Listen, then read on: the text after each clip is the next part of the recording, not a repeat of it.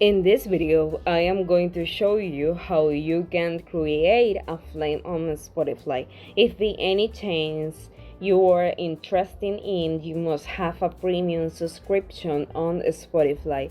If you want to be sure to pay for the subscription, I advise you to go to the normal Spotify first. Okay, I am going to a Spotify application just like I am. Now, in this case, I am going to lower the volume so that the music interrupts us. We are going to press the song that we want. Okay, once in select this small icon. This is the small icon. And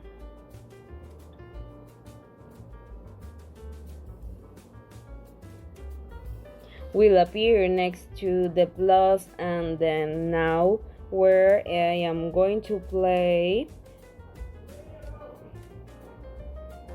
and you will the device where this begin listening to will appear.